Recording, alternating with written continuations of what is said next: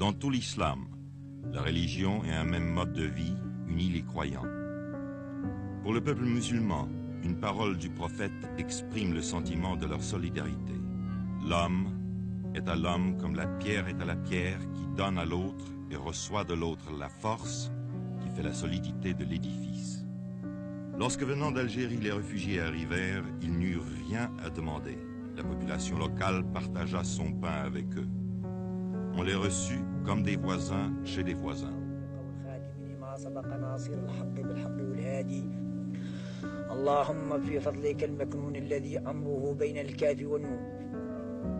Mais la terre ne pouvait nourrir tout le monde. Les moyens des gouvernements tunisiens et marocains s'épuisèrent bientôt, et c'est au Haut-Commissariat des Nations Unies que l'on fit appel.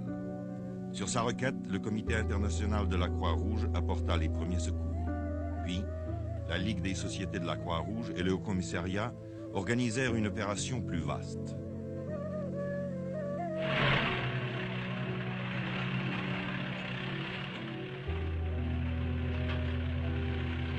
Dès lors, depuis 1959, l'aide aux réfugiés en Tunisie et au Maroc se fit principalement selon ce programme.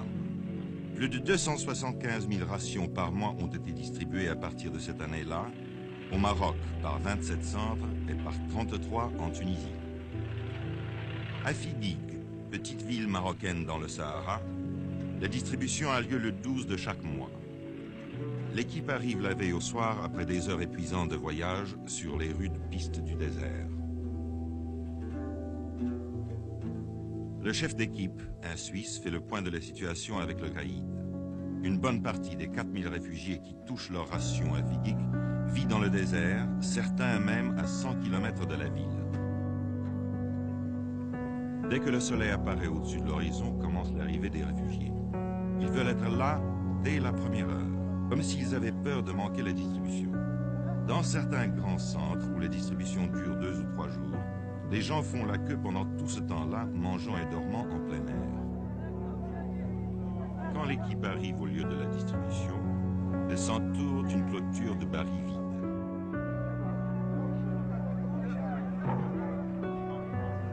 Voilà les queues maintenant organisées, les femmes d'un côté, les hommes de l'autre.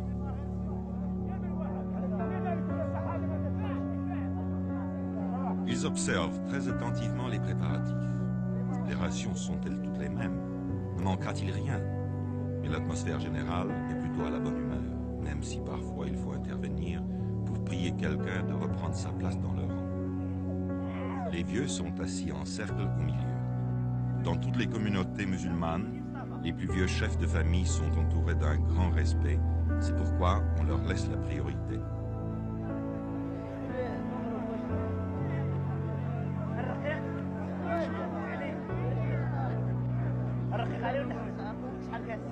Mais les hommes ne seraient pas les hommes si même parmi les plus vieux, certains essayaient de passer avant les autres, comme ce vieil homme qui a tout l'air de vouloir se glisser au premier rang.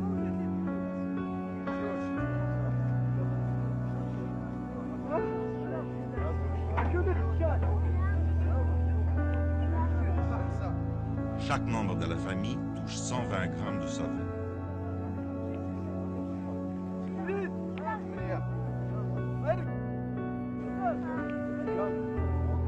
400 grammes de sucre.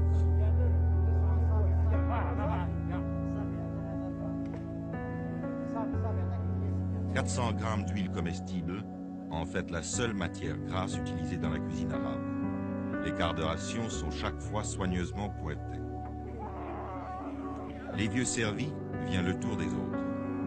À une certaine époque, les femmes étaient servies d'abord, mais à Fidig, les chefs de famille malins envoyaient tous leurs femmes, et les hommes qui venaient des lieux les plus éloignés devaient attendre jusqu'à la fin. Aujourd'hui, 10 hommes passent après 10 femmes. Remarquez, les femmes sont toujours les clientes les plus difficiles.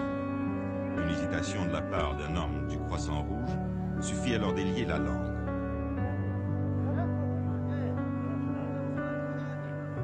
C'est dans cette ancienne église que l'archevêque catholique de Casablanca a mise à la disposition de l'opération de secours que se fait la distribution de blé et de riz. Chaque réfugié a droit à 10 kilos de blé et 2 kilos En Afrique du Nord, chaque famille cuit son propre pain et fabrique sa semoule pour le traditionnel couscous. Un plat de semoule cuit à la vapeur, des légumes bouillis et de la viande ou du poulet, s'il y en a. Certains réfugiés n'ont pas touché à la viande depuis plus d'1 an.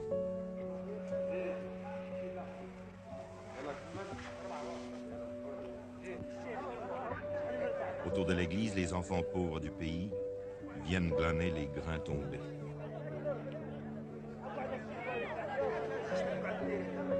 La charité n'est pas le privilège des riches. Les réfugiés aussi partagent avec les autres.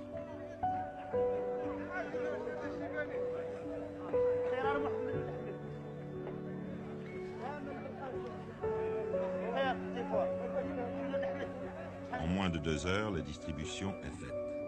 Certaines familles disposent en commun d'un moyen de transport mécanique. Mais la plupart repartent avec leur âne chargé de provisions mensuelles. La famille, ce n'est pas seulement le père, la mère et les enfants, mais aussi les grands-parents, les frères, leurs femmes et leurs enfants, et parfois aussi les cousins. Il arrive qu'une famille forme un groupe de plus de 20 personnes. À travers les rues principales de Figuig, les caravanes repartent, formant une longue procession.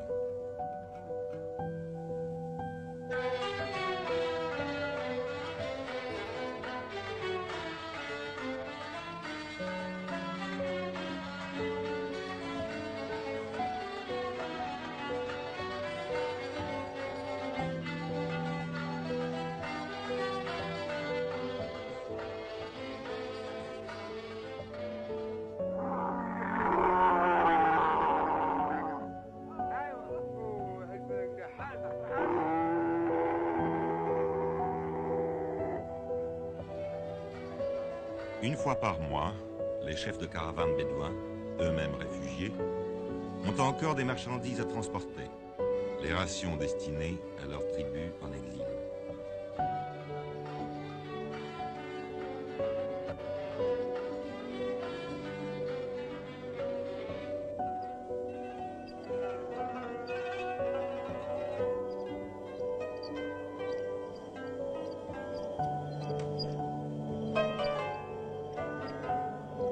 Aujourd'hui encore, on utilise des meules comme celles que l'on a découvertes dans les ruines romaines d'Afrique du Nord.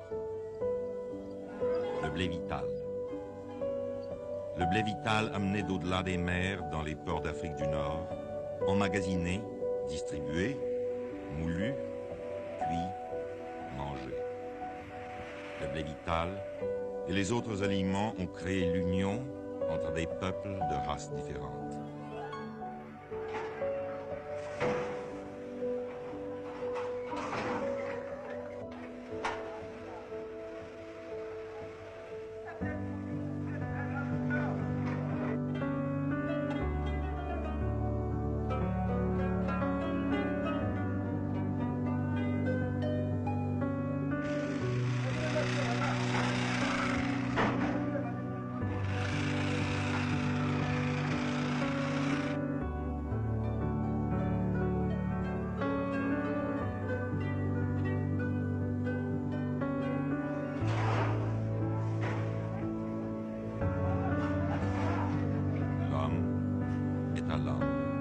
Comme la pierre est à la pierre qui donne à l'autre et reçoit de l'autre la force qui fait l'édifice.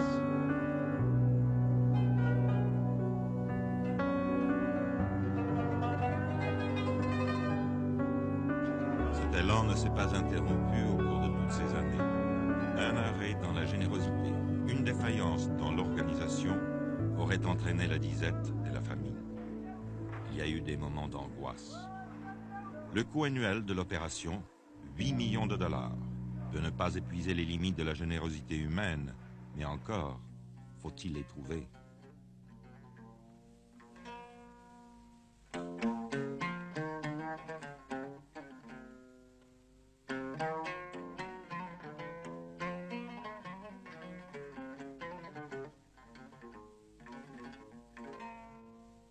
On est parvenu à fournir à chaque réfugié 1540 calories par jour.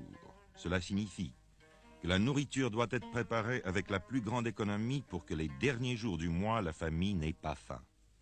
Mais cela permet de durer.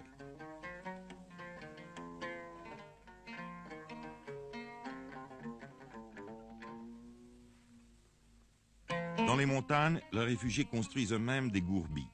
Un toit de feuilles sur un châssis de branches, le tout posé sur un mur circulaire, fait de boue ou de pierre, un trou servant d'entrée. Dans les plaines et le désert, les réfugiés vivent sous les tentes qu'ils ont généralement construites eux-mêmes dans le style traditionnel. Quelques nomades sont arrivés avec le reste de leur troupeau.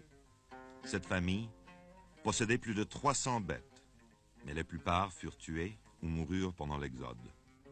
Voilà ce qu'il en reste.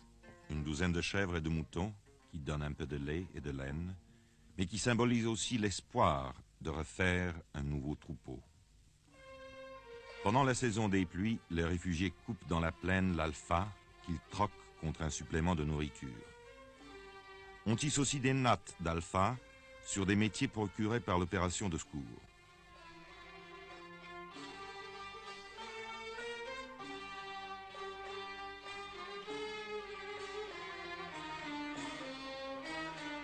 Ces nattes servent à réparer les tentes ou bien sont vendues sur les marchés locaux.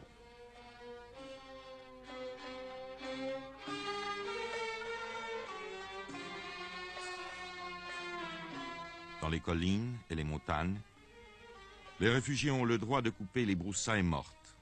Ce réfugié a eu la chance de trouver un chêne de liège mort.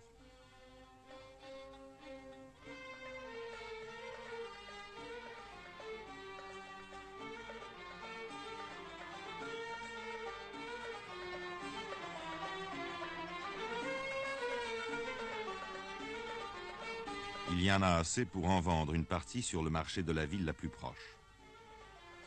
Les gens de la ville ont toujours l'utilisation des broussailles.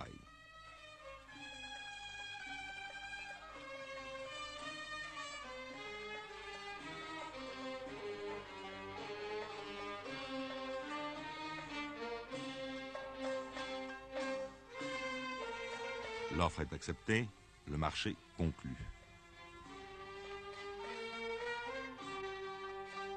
250 millim pour une charge de bois, 2 nouveaux francs 50, à peine un demi-dollar. Le seul argent que cet homme ait eu entre les mains depuis 2 ans. Pour eux, un effort exceptionnel a été accompli. Une chaîne de 160 postes de distribution de lait a été créée pour 90 000 enfants réfugiés. Chaque matin, en allant à l'école, on leur donne une tasse de lait vitaminé et un morceau de pain.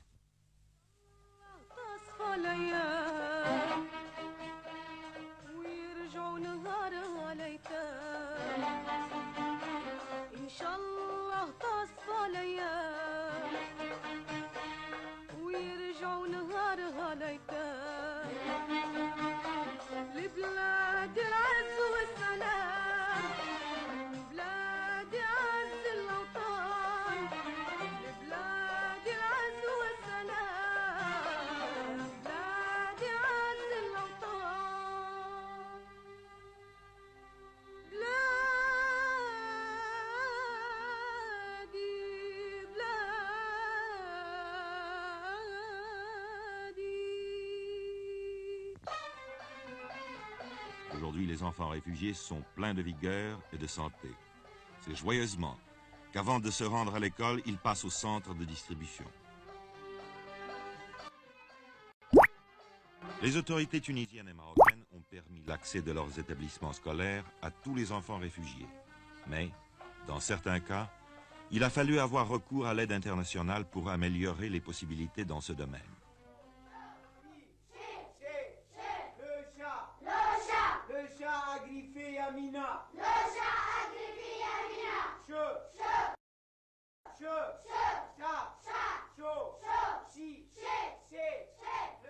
Il y a tant d'élèves que les cours sont donnés en 2 équipes. Mais la soif de connaissance est si grande que d'habitude le groupe de l'après-midi va au cours du matin et reste dehors pour l'entendre. De la même façon, le groupe du matin assiste au cours de l'après-midi.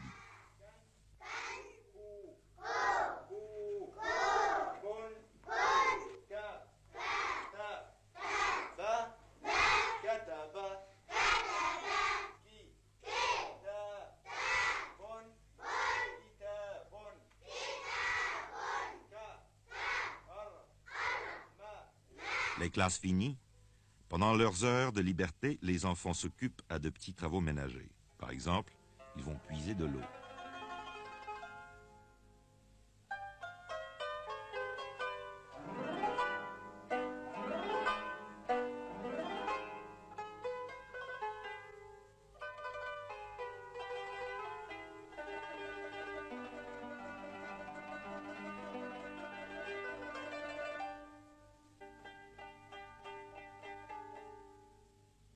Mais comme tous les enfants, ils aiment jouer, même si les jouets sont rares. Voici un jeu que connaissent tous les enfants du monde.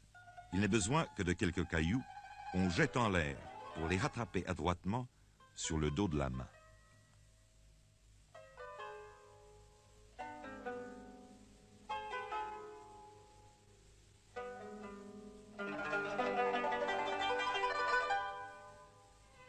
Dans les régions montagneuses et sur les hauts plateaux, là où les hivers sont très rigoureux, une autre opération a été mise en train en 1960. À l'heure du déjeuner, les enfants se rassemblent devant la tente du Croissant Rouge et on leur donne un bol de soupe bouillante et un morceau de pain.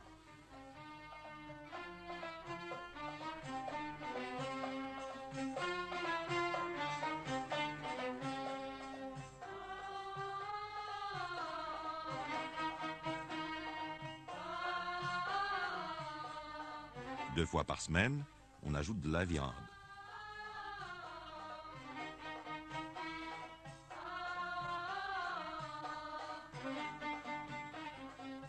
Pour que maman sache qu'il a bien mangé sa soupe, on fait à l'enfant un petit signe sur la main.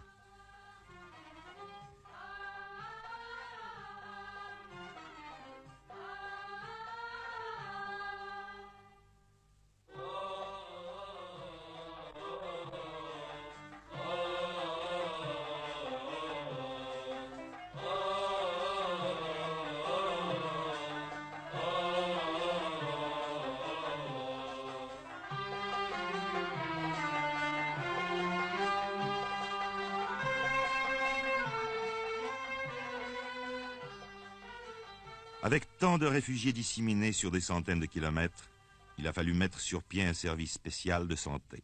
Des médecins font des tournées régulières. Les maladies les plus courantes sont le trachome, le paludisme et la tuberculose. Leur fréquence aujourd'hui a été ramenée à des proportions normales pour la région.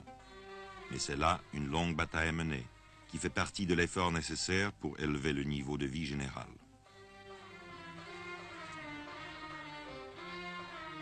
En plus des services médicaux, une chaîne assez importante de dispensaires a été créée. Des infirmiers, des secouristes, formés sur place, s'occupent des cas ordinaires. Les cas sérieux sont vus par le médecin. Ici, les malades reçoivent également des soins et des médicaments.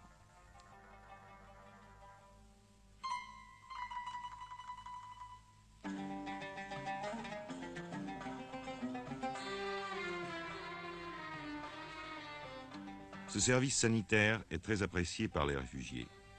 Dans certains centres, on soigne journellement de 3 à 400 patients.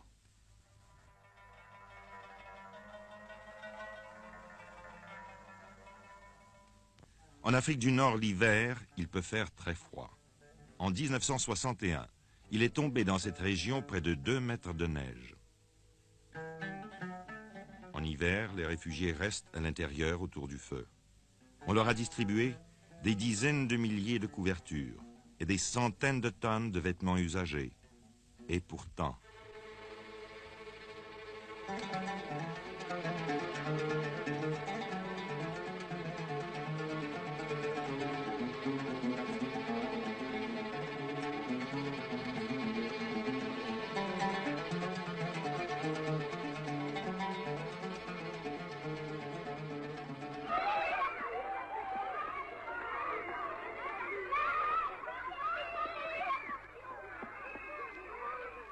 Une fois par an, on donne aux enfants une kashabia.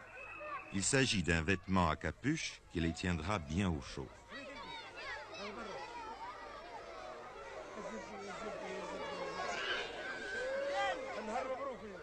Avec la meilleure volonté du monde, il est impossible de faire comprendre à ces jeunes gens qu'il est inutile de se bousculer. Mais les enfants sont trop excités. Ils ont trop peur qu'en fin du compte, il n'y ait plus assez de cachabia pour tout le monde. Si quelque chose peut décrire l'extrême dénuement de ces enfants, leur dépendance totale d'une aide extérieure, c'est bien cela. Cette crainte de voir la générosité se tarir quand leur tour viendra.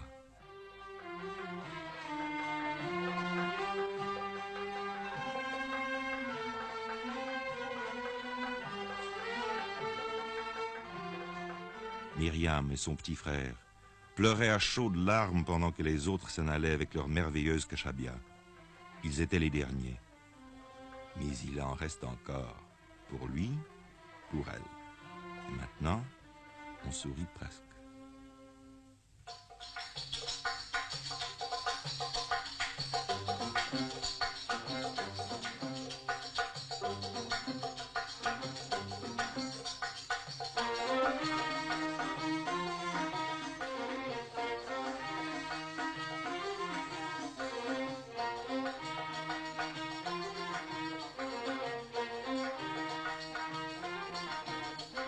Voici ce qui a été fait.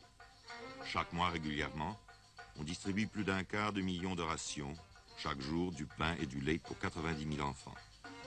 Dans certaines régions, on a construit des cantines, on a distribué des habits neufs, des couvertures, des tentes. On a bâti des écoles et monté un service sanitaire moderne. Cette opération a obtenu l'appui de 65 nations, grâce aux sociétés de la Croix-Rouge et du Croissant-Rouge, de Lion et Soleil Rouge, aux agences bénévoles, aux contributions financières des gouvernements, des groupes privés ou de particuliers. D'un bout de l'année à l'autre, les dons venus du dehors sont rassemblés et les vêtements triés selon les tailles et les âges. Les sacs usagés qui ont servi au transport de la farine sont transformés en chemises et en vêtements. Ce travail est accompli par des jeunes filles réfugiées dans un centre d'apprentissage du Croissant-Rouge d'Oujda au Maroc. Le cours est très attentivement suivi par ces adolescentes. زيدي هكذاك ديري 5 ديري 4 بالرز. Le retour au pays natal est le seul avenir pour ces jeunes enfants et leurs parents. Les réfugiés ont été reçus comme des voisins chez des voisins par les peuples de la Tunisie et du Maroc. C'est la communauté internationale qui les aide. Mais leur véritable vie n'est pas ici, où ils ne peuvent ni travailler ni s'implanter. Et tous, du reste, désirent retourner chez eux dès que cela sera possible.